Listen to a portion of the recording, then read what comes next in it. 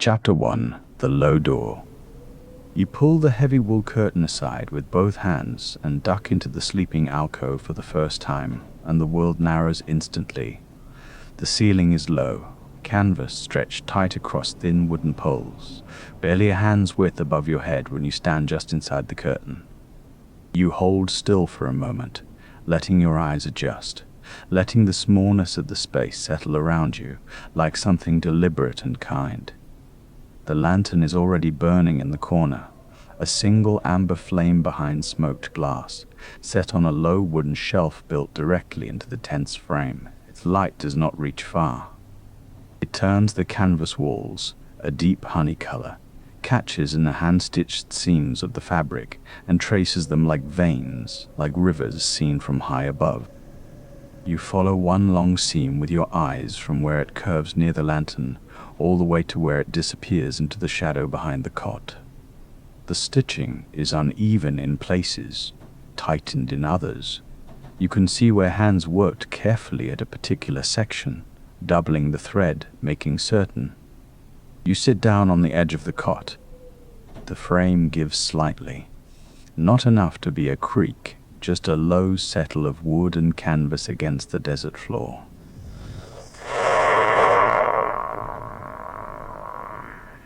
And you feel it through your legs, through the soles of your feet. You reach down and pull your boots free one at a time, setting them beside the low canvas wall where the hem meets the ground, and the air against your feet is cooler than you expected, dry and clean with something underneath it that takes a moment to identify: cedar. Not sharp, not perfumed, old cedar. The kind that has been warming slowly in enclosed spaces for years, rising out of the wooden tent poles themselves or out of some chest carried across long distances. It comes and goes. You breathe in and find it, and then it recedes, and then it comes again. There is something older underneath the cedar, lantern oil, the particular smell of wicks that have been burning for a long time and will burn again tonight, a smell that carries no specific memory and yet feels like memory anyway. You sit with it. The flame inside the smoked glass shifts once, very slightly, and the shadows on the canvas walls shift with it.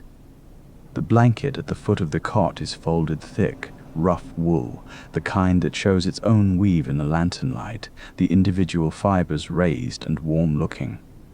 You reach down and touch the edge of it, and it is as rough as it looks, and warmer than the air, already holding some faint residue of the day's heat from wherever it was stored through the long afternoon.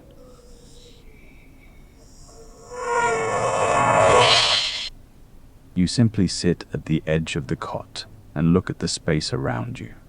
The low canvas ceiling close overhead, the lantern in its corner throwing its small amber authority across the stitched walls, the curtain behind you holding the rest of the tent at bay, the rest of the world beyond that. The alcove is perhaps 6 feet long and 4 feet wide. The wooden shelf beside the lantern is just large enough to hold a cup, a book, a pair of folded hands. There is nothing else.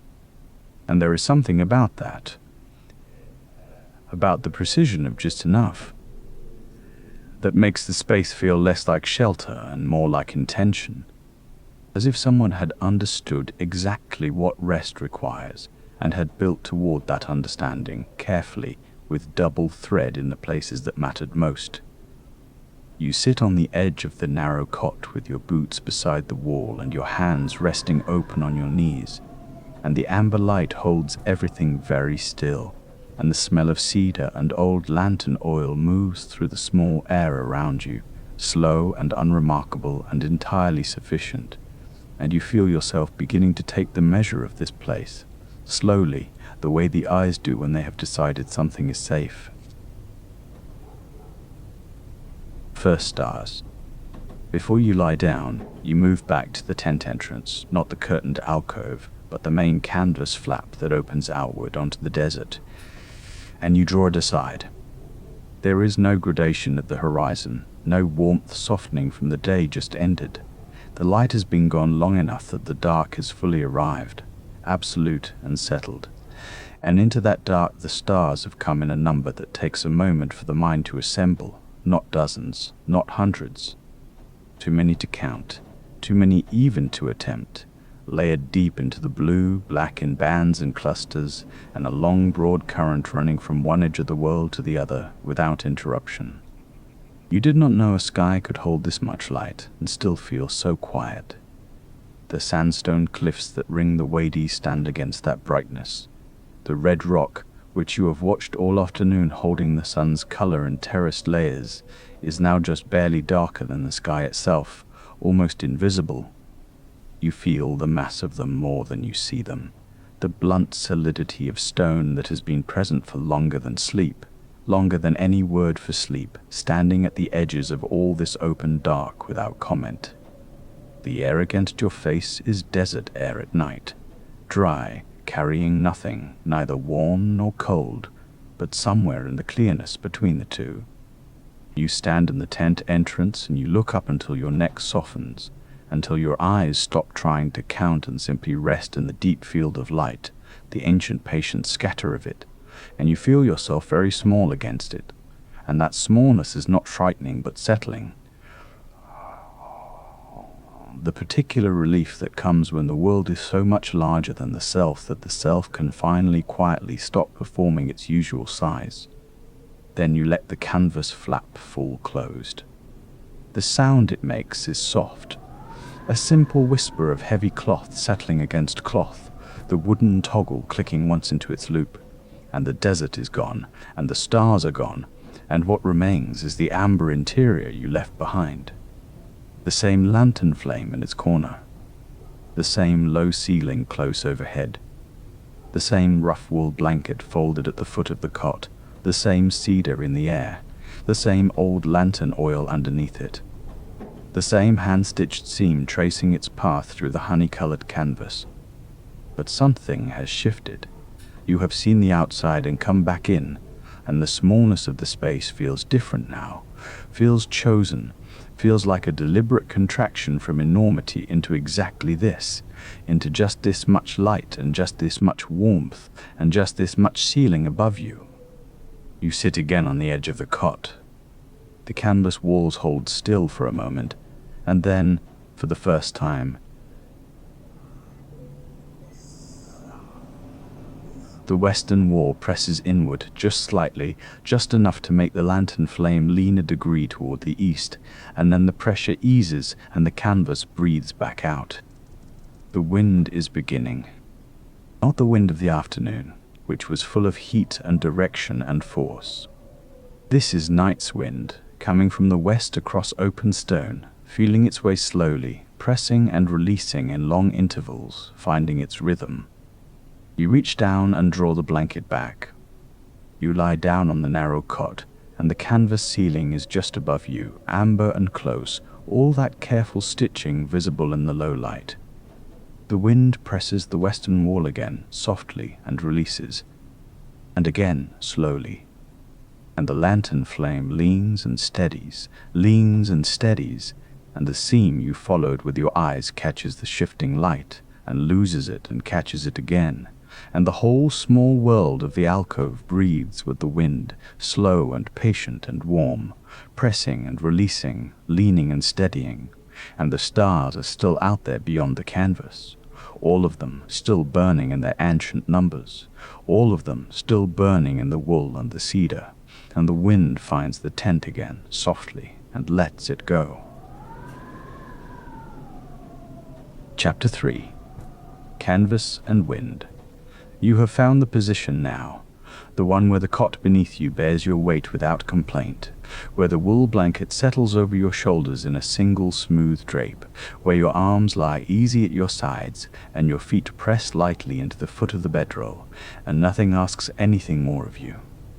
The lamp has dimmed itself to almost nothing, just a low amber thread along the tent wall, and the air inside the alcove is warm from the hour you have spent breathing it, warm and faintly scented with the cedar of the tent poles, and something older than cedar, something that comes from the canvas itself, from the sun and wind it has absorbed over years of desert crossings, a dry warmth, a patience in the weave. And then It arrives. Not a gust, there is nothing sudden in it. It is a slow, gathered pressure, building from somewhere beyond the tent line, rolling across the flat sand in a long, low surge.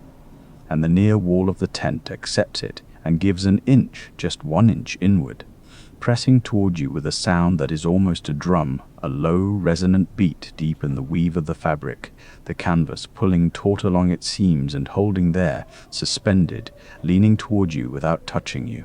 And the pressure fills the tent in a quiet wave that you feel more than hear, a warmth and a weight in the air. And then, slowly, gently, the wall breathes back out, and the drum fades and the canvas settles, and there is silence again. A full silence deep enough that you can hear the faint creak. You wait, without meaning to wait.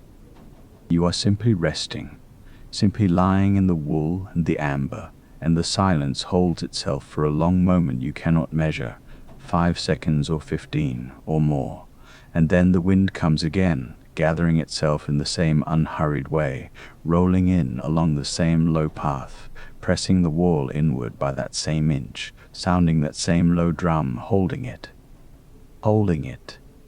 And then the slow exhale of canvas and the silence returning, filling the alcove the way warmth fills a closed room from the edges inward. This is the rhythm. You understand it now. It is not the rhythm of breathe, quite, though it is slow enough to breathe with. It is the rhythm of something larger, the rhythm of a place settling into its night, of the desert releasing the heat of the day in long, even intervals, patient and certain, the way swells move through deep water far from any shore, each one arriving after the last, with the same spacing, the same quiet authority. And you understand, without thinking it through, that this sound will be with you all night. Not intrusive, not demanding. Simply present, the way the stars are present beyond the canvas, the way the cedar and the wool are present, the way the warm, still air is present all around you, and you within it. The next surge comes, and you let it fill the tent, and you do not tense against it. The wall leans its inch and sounds its low note, and you are aware of your body against the cot, the weight of the blanket across your chest, the give of the mattress beneath your shoulder blades, the faint warmth of your own breath. The drum holds its beat in the fabric, steady and full, and then it releases and the silence comes in behind it like water settling into a quiet pool. And you are still there, and the tent is still around you, and the wall has returned to its place.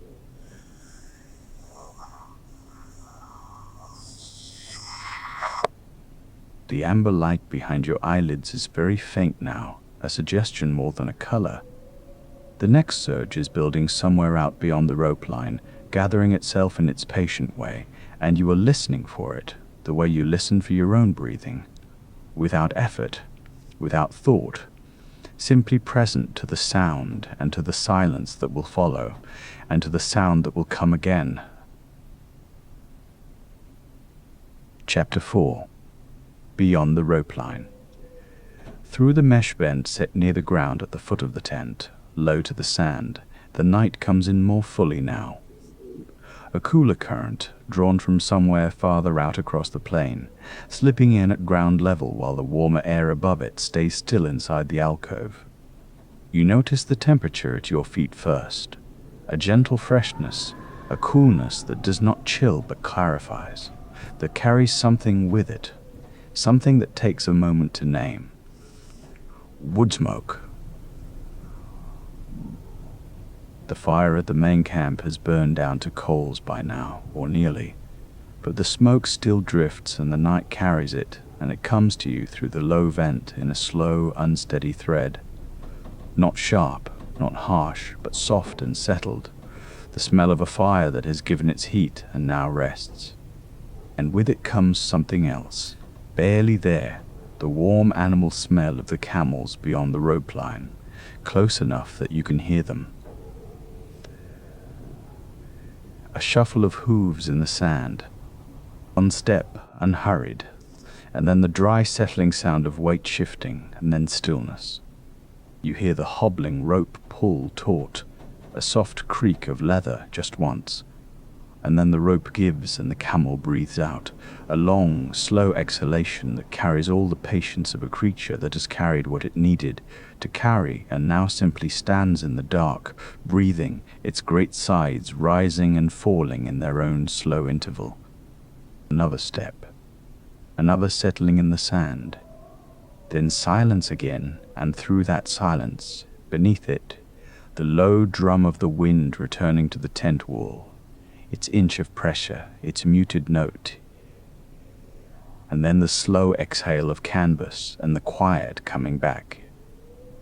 The fire is an orange smear now through the mesh vent, small and low, its edges soft against the dark. You can see it without raising your head, just a glow at the bottom of your field of vision, the color of embers, the color of the lamp above you that has also quieted to almost nothing. The voices that were around that fire earlier, the easy conversation of people who have known each other long enough to sit together in the dark, without filling every silence. Those voices have quieted to a murmur now, too far for words, and you do not try to make them out. They rise and fall with the wind, there and then not there, a low sound at the very edge of hearing that reaches you as warmth more than as language, as the soft evidence of other people at ease in the same night. And then the wind shifts a little and the murmur fades, and then the wind settles again and brings it back, very faintly, and then it fades once more. The camel shifts again beyond the rope line. The leather speaks quietly and goes still. The wood smoke comes through the vent in a longer wave, and you breathe it in without deciding to, slowly, and it carries the cool night air with it. And the air in the alcove holds its warmth all around you, and the coolness at your feet is gentle now, a soft current rather than anything with edges. You are here inside all of it, the mesh vent and the rope line and the orange smear at the edge of your vision, and the murmur too faint for words, and the slow shuffle in the sand, and the wood smoke, and the cool air moving in along the ground, and the warm tent holding its warmth around you, and the canvas, and the wind returning steadily in its long, unhurried intervals, pressing the wall its inch and sounding its low note and holding and releasing slowly. And the silence that follows is very deep now and very still, and the fire at the main camp is a coal's glow, and the camels stand in their patient dark, and you lie in the wool and the amber and the cedar, and you are still, and the night is large and quiet all around you. And the wind comes once more and finds the tent, and the tent leans and holds, and the drum sounds, low and full, and releases, and the silence after is longer than the one before.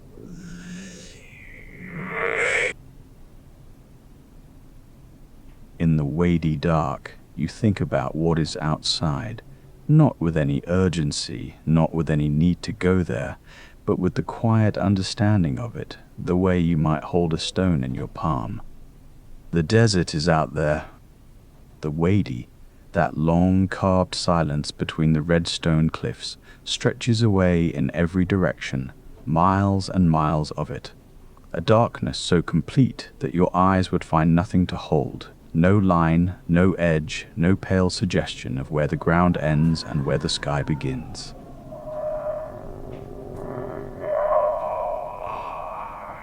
You lie still and let yourself imagine it. The red rock arches, enormous, patient, older than any name you could give them, standing in the dark beyond the canvas. The sand cooling now without the sun, the heat it held all day releasing upward into a sky full of stars that have no rival out here, nothing electric to compete with them, nothing between you and a full stretch of the universe but cold air and open space. And somewhere out there, far, perhaps very far, a single movement, a fox or a beetle, or the cooling of a stone shifting almost imperceptibly against another stone, and the sound of it would carry. Because out there, in the Wadi Dark, everything that moves is heard. Inside the tent, The air is still. The lantern has burned to its lowest wick, and the amber glow has pulled itself inward, dimmer now, almost a suggestion of warmth rather than warmth itself. The canvas at your shoulder is cool when you press the back of your hand against it, and through it you feel, very faintly, the pressure of the night.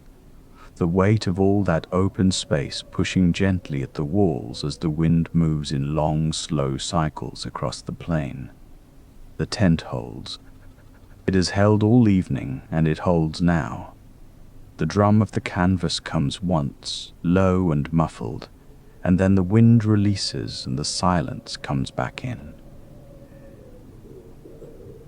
You breathe in slowly through your nose, drawing in the cool edge of wood smoke and the faint mineral scent of sand, and when you exhale, you let it go completely. The breath moves through you without effort. The smoke, the sand, the night air carrying its clean cold from the plateau and out, and the breath goes, and the chest softens, and the back of your skull settles a little deeper into the pillow. There is something about being inside this small space, while all of that immensity presses gently outward in every direction. The tent is a held breath at the center of all that emptiness. And the emptiness is not threatening. It is enormous and indifferent and very, very old, and it holds you the way the Wadi holds the heat of the day, slowly releasing it through the night, carefully over many hours. You are a small warmth inside a larger dark, and the larger dark is quiet, and it means you no harm. The wind finds the tent again, that low cycling sound, the canvas tightening and then letting go. You hear it come, and you hear it pass, and the silence that follows is thicker than before. Your jaw has gone soft. Your hands are open at your sides. The pillow has shaped itself to the curve of your head, and the cot beneath you is steady and narrow and known. You breathe in once more. The mineral air, the smoke, the faintest trace of cedar from the rug beneath you. And when you breathe out, you go a little further into the dark, and the dark receives you and holds.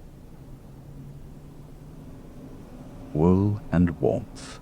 When the blanket finds you, or perhaps you reach for it first. It is difficult to say in this state, this long, slow settling state, where the edges of intention and reflex your hand meets the rough weave, and you pull it up over your chest, over your shoulders, tucking it there against the side of your neck, and the warmth comes faster than you expected.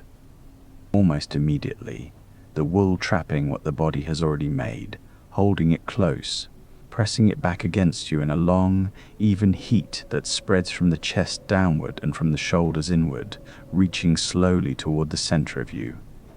The contrast is there, quiet and precise.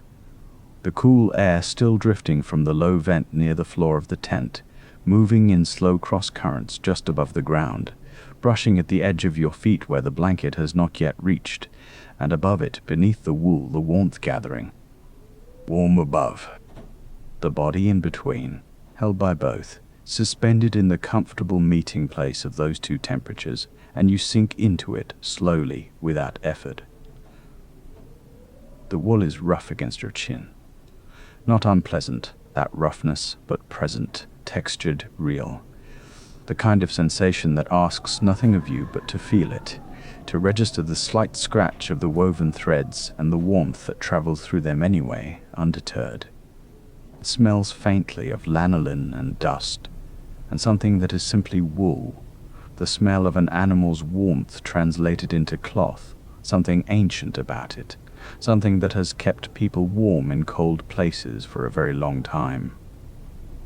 Your hips find the cot again, differently now, more fully, the narrow cot accepting the exact shape you are bringing to it.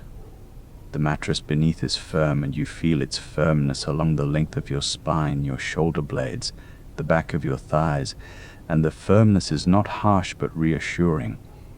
Something solid beneath you, something that will not shift, something you can rest into fully, completely, without holding anything back. You notice the warmth spreading from your feet upward. The toes first, going soft, the small muscles there releasing any intention they were still quietly carrying, simply warm and loose. Through the arches then, that slow rising heat moving upward through the long arches of your feet into your calves loosening against the cot as the wool does its work, the tension there releasing in a long gradual exhale of muscle. The legs, the long muscles of the thighs, going heavy now, heavy and warm and still, pressing down into the narrow cot with a weight that is simply the weight of rest, the clean uncomplicated weight of a body that has stopped preparing itself for anything further. The lantern is very faint now, barely aglow, more amber memory than light. The wind comes once more outside the canvas and moves on, and the silence after it is larger than any silence you have known in an ordinary room, a silence with depth and distance in it, the silence of stone and sand and the long cold sky stretched vast and dark overhead. You are inside it, and the wool is around you, and the warmth is still spreading, slowly, up through the chest now, into the shoulders softening against the narrow pillow, into the throat, into the face. Your hands are open. Your breathing is slow. The desert night holds the tent, and the tent holds you, and the wool holds the warmth, and the warmth holds everything, slowly, slowly, and you are very nearly gone. Your hand moves toward the lantern, not from urgency, not from any decision exactly, just from knowing. The wick is still turned up, still casting that amber wash across the canvas ceiling, and somewhere in the quiet back of your mind you understand that the light is holding something, some small, last edge of wakefulness that no longer needs to be held. The motion is slow. Your arm lifts without effort, or it lifts with exactly the kind of effort that doesn't register as effort, a reaching that your body makes on its own, the way water finds a lower path, the way breath leaves when it's ready to leave. The wool is still warm beneath you. You notice it now, the slight weight of your arm moving through the air, and then the small coolness at your fingertips as they find the brass dial, cool despite the warmth gathered in every other part of the tent, the brass holding its own temperature the way metal does, the way the night air beyond the canvas does. You turn it slightly, by half, just half. The flame pulls itself inward. The amber light that had been spread wide across the canvas ceiling contracts, draws back. The fabric above you that had been gold goes warm copper and then goes darker still, a deep reddish brown, the color of earth in a closed hand, the color of old wood in firelight, a color that doesn't have a name in bright rooms. Your arm lowers without hurry. Your hand settles back into the wool. The corners of the alcove where the canvas walls meet, they soften. The seams that had been sharp lines in bright light, taut and visible from edge to edge, become suggestions now. Not boundaries exactly, just edges. A loosening of definition that makes the tent feel smaller, but not in any way that troubles you. Smaller the way a cupped hand feels smaller than an open one. Gathered, contained, shaped precisely for the thing it holds. The shadows thicken in the low corners, slowly, the way dark thickens at the end of a long day. Not sudden, not dramatic, but gradual and complete, the eye adjusting without being asked to adjust, the dark simply being more dark than it was a moment ago, and the copper ceiling above you simply being more copper, more close, more kind. Your jaw, which you hadn't noticed, was slightly set. The hinge of it, somewhere below your ears, releases. Small unclenching you weren't aware was happening until it stopped. Your lips part just slightly. The breath moves in and out at the edge of your teeth, cool for a moment and then warm, easy, without direction. Your shoulders, which have been holding something, you couldn't have named it. Some residue of the day, some posture carried so long it stopped feeling like posture. Let it go.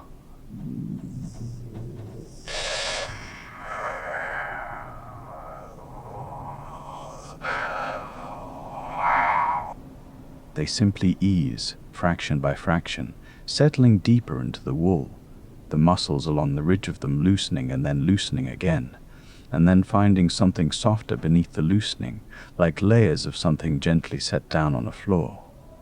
The backs of your arms feel heavier now.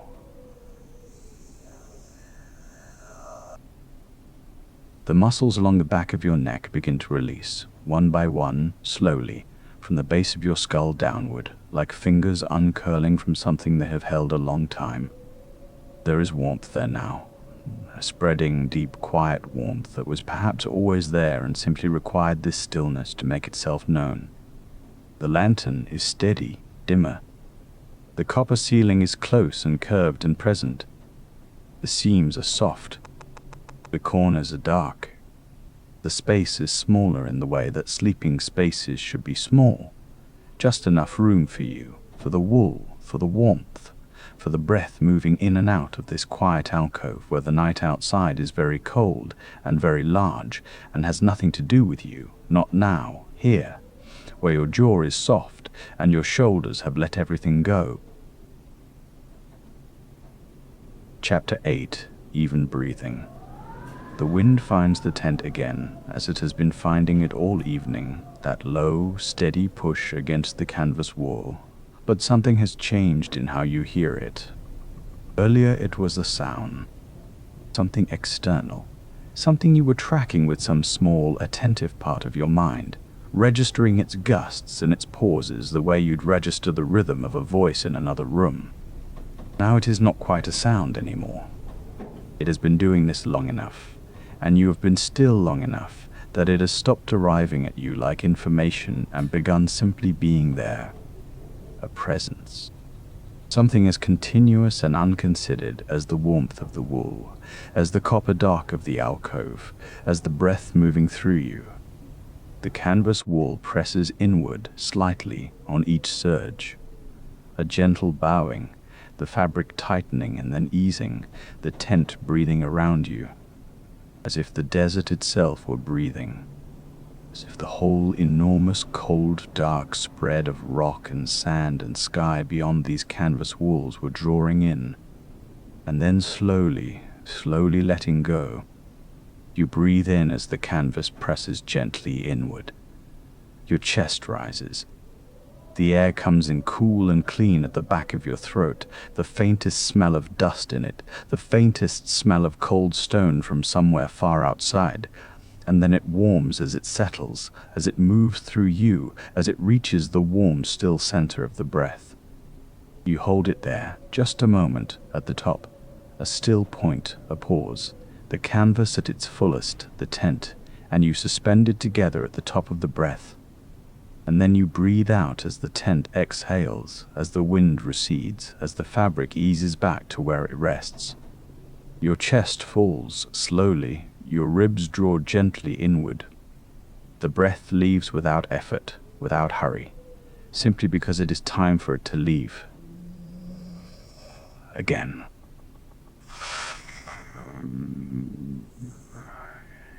In.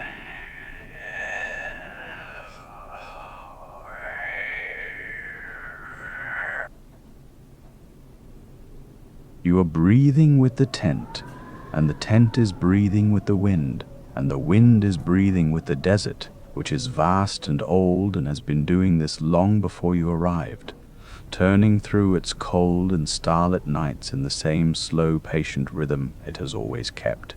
The same rhythm. The sand keeps, and the stone keeps, and the dry riverbeds keep in the long, still hours before morning. The canvas wall presses in. You breathe in. Slowly, the canvas wall eases. You breathe out, slowly. There is no edge between you and the rhythm now. No gap where you stop and the wind begins. There is only the slow, even, inevitable movement through the desert, over the stone, against the canvas, into you, into the long, warm stillness at the center of the breathing, where nothing is waiting and nothing needs to happen, and the wool is around you, and the dark is soft, and the warmth is complete. The breath comes in.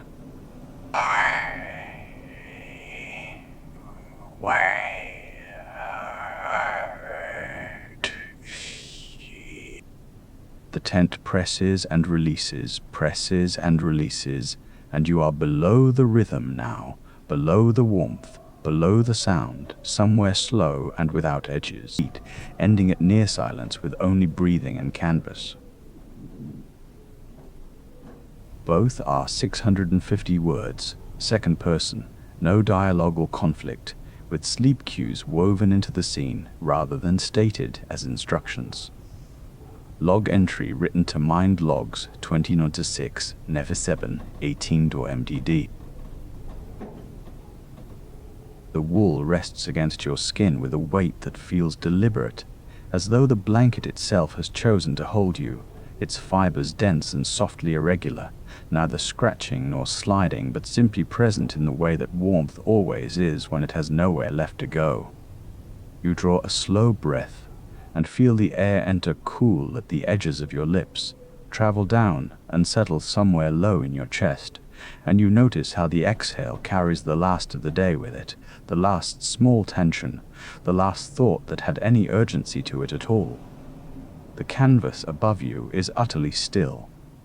The wind that moved through the long hours before has withdrawn into the desert, carrying its sounds outward past the dunes, past the dark ridgelines, and what remains now is the kind of quiet that has texture to it, that presses gently on your ears like the inside of a cupped hand.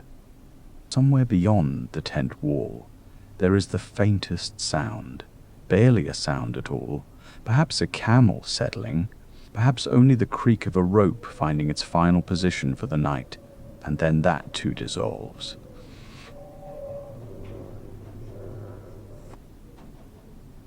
What remains is something simpler, canvas and warm cloth, and the cool mineral trace of desert air where it finds its way beneath the flap, threading along the ground and meeting the warmth that has gathered around you, the warmth that is entirely yours now.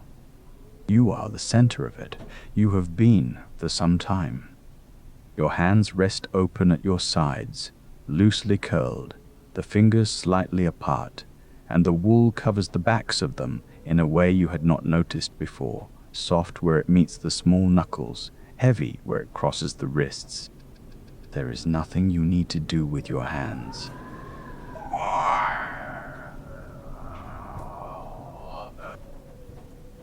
They rest, and you let them rest, and the blanket rests above them, and everything is exactly as heavy as it should be.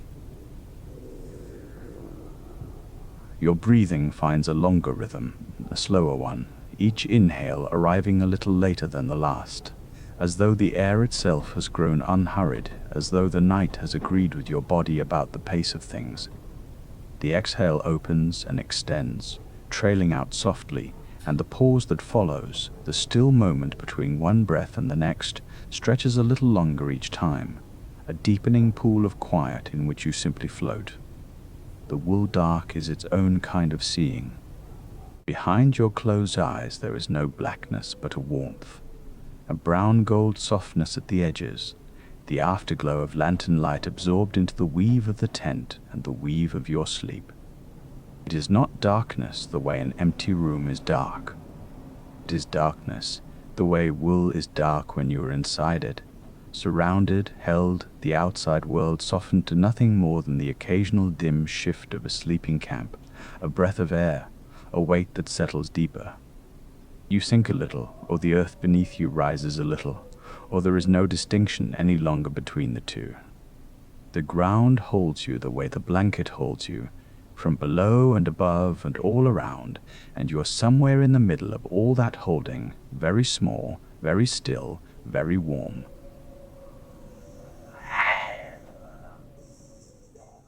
The desert is quiet, the camp is quiet, you are quiet. Each breath arrives softer than the one before.